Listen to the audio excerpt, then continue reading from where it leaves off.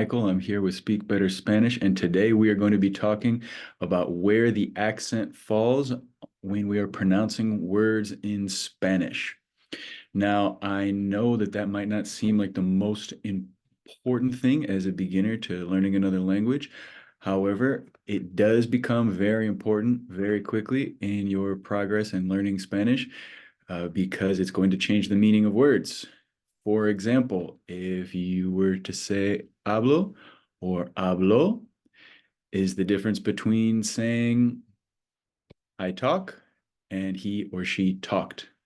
So, with that being said, let's get on with this little mini lesson. En los vocales va a caer en la penúltima sílaba. Or in words that end in S, N, or in a vowel, the accent is going to fall on the second to last syllable. So we have plenty of examples in that sentence there. Palabras, palabras. So it falls on the second to last syllable, on that second A. Our next rule is wherever we see an accent mark, donde hay una tilde. So we have an example of that there as well. Donde? Donde? On the O. We also had two more examples of that in penúltima and sílaba. We know that the stress falls on the U in penúltima and on the I in sílaba because of the accent mark. In all other cases, the stress is going to fall on the last syllable. O en todos los otros casos, va a caer en la última sílaba. So let's find an example here where we don't have one on the screen. How about any word that ends in an L? So total, total.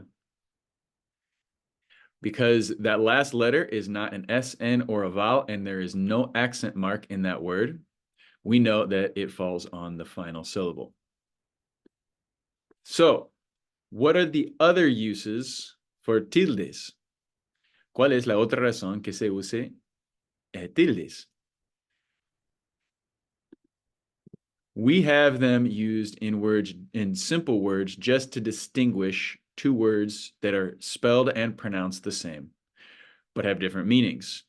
A good example of this here is que or que. As you hear, they're both pronounced exactly the same. We use the accent mark to denote that que in the first sense here is the word what or a question word, whereas que without the accent could mean that. Also here, si versus si, they're both pronounced exactly the same. The accent mark is not changing the pronunciation because there's nowhere else for it to go. It's a one-syllable word. All these are one-syllable words, so we know that the stress is going to be on the only syllable that we have. Let me know in the comments if there are any other words that you can think of that have an accent mark just to show that it's differentiating between two words that are spelled and pronounced the same but have different meanings. Okay, well, if you enjoyed that, please go ahead and hit the subscribe button.